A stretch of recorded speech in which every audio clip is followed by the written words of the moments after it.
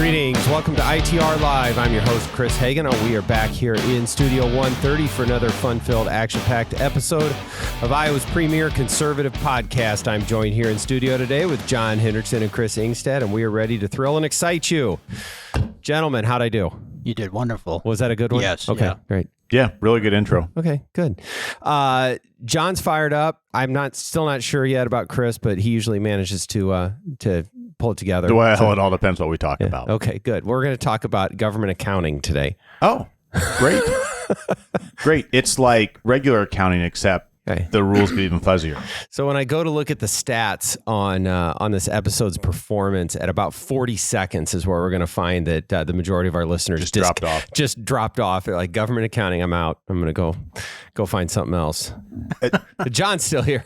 As someone who used to do that for a living, regular accounting, regular public company finance, whatever one thinks about that and the excitement, you add government in front of it, and it just really ramps up. That's right. Well, we have not convened here, gentlemen, since the last Republican presidential debate. So, did you watch it, Chris? No. Okay, I didn't either. John, did you watch it? I watched most of it. Okay. Yeah. Well, I want to. Then I guess your take is the one that we ought to be listening to, right? Yes. What was your takeaway from the debate? It was disappointing. Yeah. And reading a lot of commentators and even analysis afterwards, that seems to be the general consensus. Mm-hmm. The moderators lost total control of the debate. And so you had one moderator who was, one could say, asking outright hostile questions, politicized questions. John, in fairness, do you think it's okay to ask politicized questions in a debate that's, political? Well, it's okay to ask questions, but the way they ask them is one thing, and there are questions that imply basically using leftist talking points to prove a point. And in this case, it was the moderator from Univision that was asking some very charged questions that... Okay, here's one. We talked about this the other day, John. I get it. If this is a general election sort of Republican versus Democrat debate, then let's see what the Democrat hit is on the Republican and flesh that out and vice versa. This is a Republican debate for Republicans to pick among Republicans. Right. Why is the Democrat hit on the Republicans an issue? That doesn't make any sense to me. And the other, and that's a great point. And so it's nobody. I don't think anybody really benefited from this debate, except for the media. Well, is there a set of Republican primary voters out there watching this debate? I mean, the answer to that question is a very small set. But anyway, that hears this gotcha question from the Univision reporter and think, oh, I hadn't considered that. Yeah. I guess I don't like these 6 candidates because they didn't answer the Democrat gotcha question right. Yeah, come on. Yeah, no one. I don't think anybody would have basically come away from that debate saying, I'm no longer supporting this candidate. I'm supporting this candidate because of what's said, and there's not a real discussion of the issues at all. In fact, these debates have been reduced to partly it's the moderator's fault. You have these silly games of raise your hand for this or that, and then also the questions are designed to try to get these silly sound bites and so you have. I was listening to a speech that Tucker Carlson gave last night to a banquet for the Intercollegiate Studies Institute, and I think I watched that one. Yeah, and it's great. And Tucker said, we are in a very serious time, and he basically said we have to be more serious about the issues. And last in that debate, there was not a serious discussion of the issues. In fact, I think it's very discouraging. I was listening. I shared with you guys in our pre-production meeting that Newt Gingrich was on the Laura Ingraham program and basically suggested that the Republican National Committee should cancel the next debate because it's just awful. Well, and it's not doing any of these candidates any service. It's not doing the Republican Party any service. And that's just my view, and I think this debate was very was very bad. Going to that idea of who does this serve? You were talking about this morning, Chris. What is the point of the whole debate? If it's not serving the candidates well, and it's not serving the party well or the conservative movement well, what are we getting out of this whole idea of having this debate if it's just sort of sound bites that really don't often land very well and no substance? That's right. However you would determine who won this debate, and maybe everybody lost it, I still don't know that you'd say, well, therefore that person is the most presidential to me, or because they won this debate, this scrum, I believe that person is best set to be president. Or maybe to look at it another way with the same ideas. Think of presidents from the past, either party, and obviously push any ideological differences aside. But how would Barack Obama or Bill Clinton have performed in that setup, in that debate? How would George H.W. Bush have performed in that? I just don't know that folks from either side of the aisle who have held that office would come out of this scrum as the winner, and if they're not, then what's really the point? I think that's a fair point. Other than the media to just sort of have this endless loop of content and stuff to write about. Okay.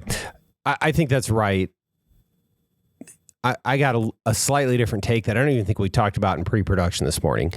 If the debates aren't giving us any kind of a real read on what these candidates actually believe and what they want to do, and certainly, the 2-minute Fox News hit doesn't really give us much insight into it, or their TV ads or their mail. How can we know what they actually think once we, look behind the curtain a little bit? One way we do have, I think, a really good opportunity to do it is here in the Iowa caucuses. Yes. When they're going to show up in someone's backyard barbecue or at a pizza ranch or at your kid's school or wherever it is these candidates are showing up, there's your chance to actually, engage with them a little bit and ask them a question. So I remember, maybe there's the case for the Iowa caucuses again. I remember, I can't remember what caucus year this was, but I remember it was when Duncan Hunter was running, and I think that was the year Mitt Romney was the nominee. But ITR we joined with another organization. Chris, I don't know if you remember this, and I can't remember who the organization was that we teamed with, but I remember our founder, David Stanley, asking very direct questions of the candidates. I thought that was really refreshing because Mr. Stanley pulled no punches, and there were tax related questions, and that's one thing we're missing. We're not, I thought the clear winner from that debate was Donald Trump. One, he wasn't there, right, and also he gave a speech in Detroit to a group of auto workers at a manufacturing facility, and Trump spoke on the issues. Yes. And whether you agree with them or not. So, for example, Chris, you and I, we've talked a lot about on this program, the tariff. That was one issue I was hoping that would have come up in that debate. And it would be good to have a discussion by these candidates, not just on gotcha slogans, but what do they think of trade policy? What do they think of Ukraine? What do they want to do on taxes? They all say they want to cut spending. How are they going to do it? Let's have a more deeper discussion. And that's just right now it's missing. Mm-hmm. And I think that's problematic. And even on the campaign trail, they're being very vague. And I think the American people want answers. And I think a lot of caucus goers want answers. And that's why a lot of these candidates aren't getting a lot of traction, because there's not a whole lot of substance right now. I agree with that. I think that's a strong take. Okay. So one quick hitter, I'm not going to ask a raise of hands because we're going to leave that as much as I think it's just an absurd way to do it. Do you have any tinfoil hat conspiracy takes on Gavin Newsom's ability to appoint a new United States Senator from California? Anything crazy we're going to see out of that? I don't know. I mean, it'll be someone far to the left. Yeah. You heard my idea this morning. Yes. I didn't. Oh, he appoints Kamala Harris so that he can be vice president. Can he do that?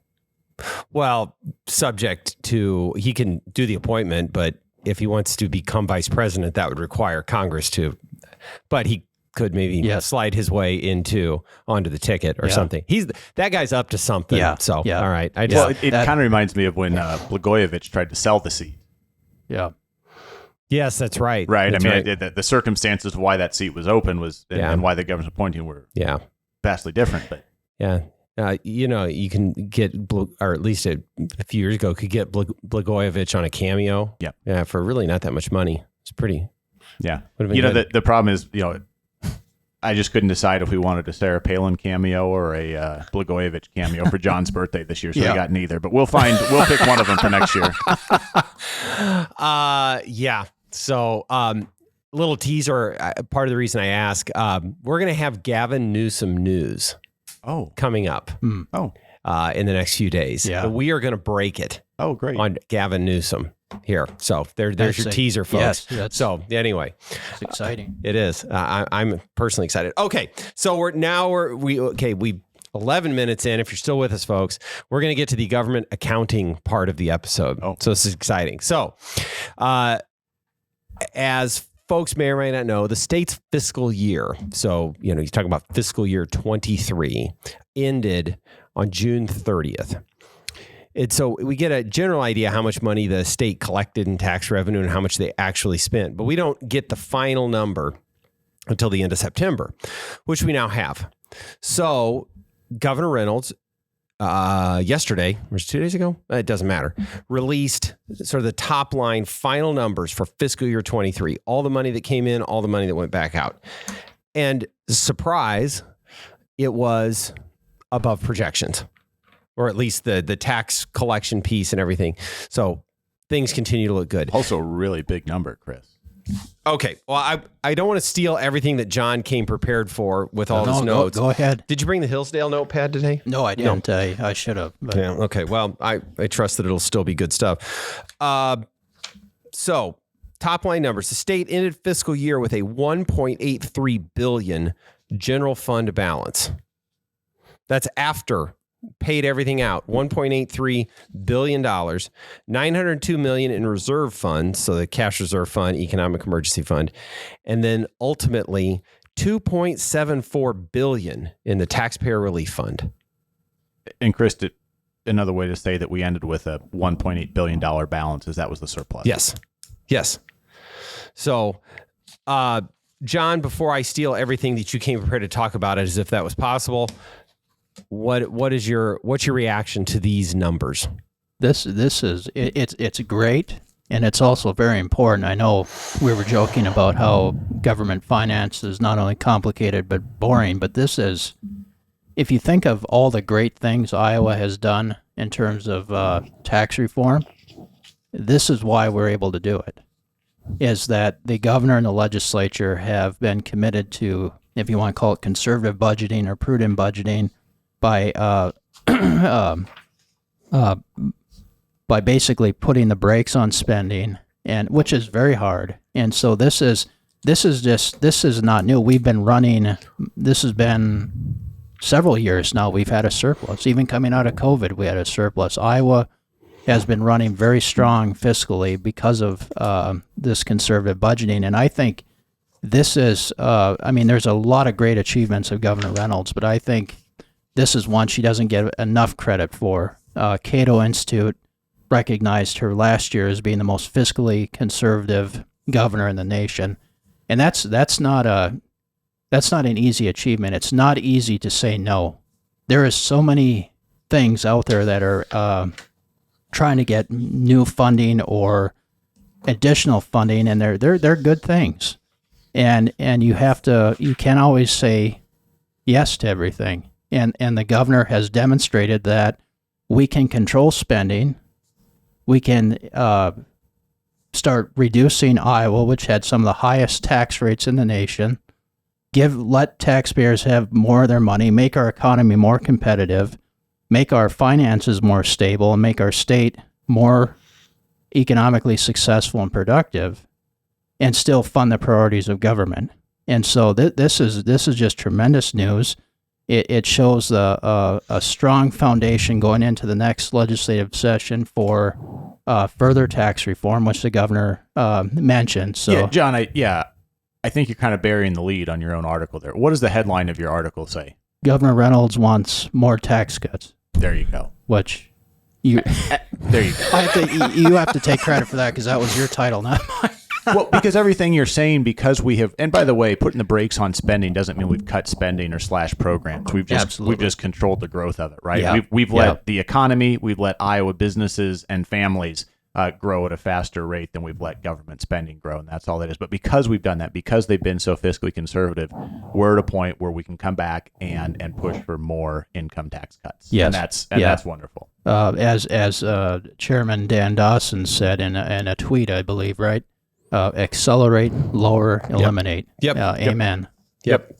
Yeah, I was going to thank you for bringing that up because I wanted to get some reactions from folks to that. And that was certainly one of them. And we've talked with Senator Dawson about this, and he made it very clear that that's his plan.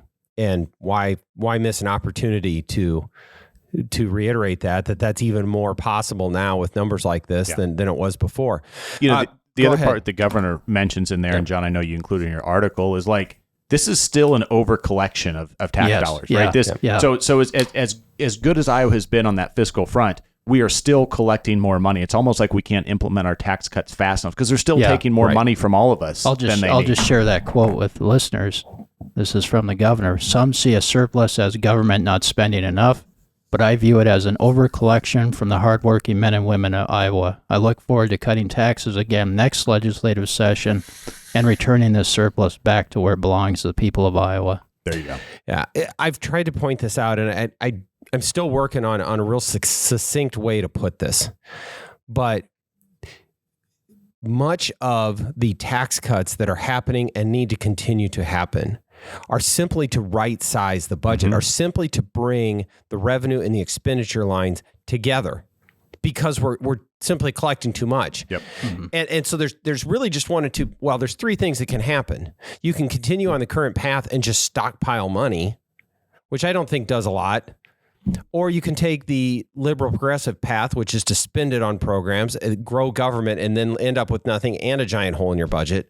Or you can use it as the foundation to continue to cut taxes and give the money back to Iowans, whose money it is in the first place, and generate economic growth to make more things possible in the future. Yeah. So thankfully, we've got a set of leaders that don't want to continue to stockpile money. They want to cut taxes. You made an important point too, because we hear all the time in the media how, the governor and the legislature isn't giving enough to education, which and not funding these priorities, which I think is nonsense. But if you look at the states that are following the progressive model of tax and spend, and their budgets are a mess.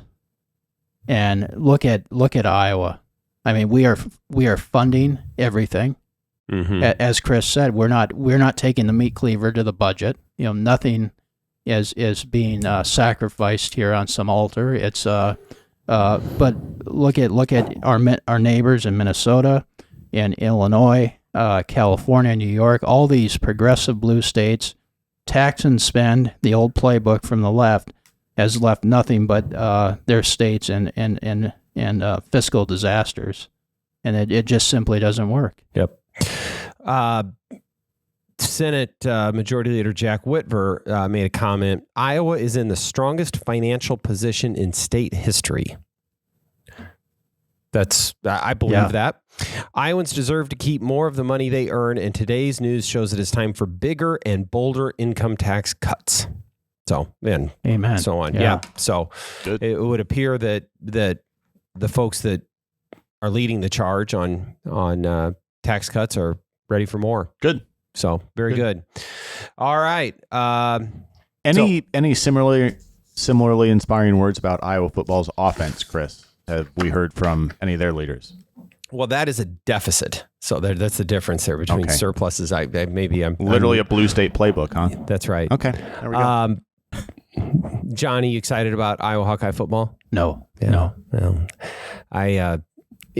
I've said before, it continues to be difficult to want to make that kind of investment of my time to want to watch because it's just a hard watch. I love the Hawks, but come on. It's difficult. So On Sundays, I watch Columbo, not football. So Well, the good news is Hawkeye football's on Saturday, so okay. you still got an Yeah. open. Well, then Okay. that's when Murder, She Wrote is on. So those are some great mystery shows. even though you could tune in and hear the latest of Travis Kelce and Taylor Swift, you still aren't tuning in to NFL football. No. That's, No. Oh, Lord help us. Anyway.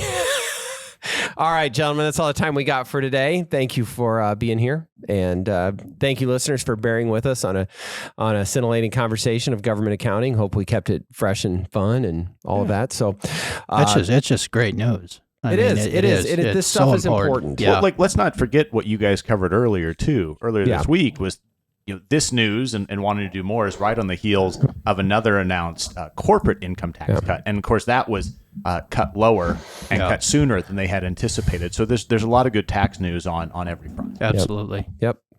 Well, we will have much to say on all those subjects and more. So don't forget to like and subscribe, give us a positive review. Don't forget to tell your friends. And with that, we will see you next time on ITR Live.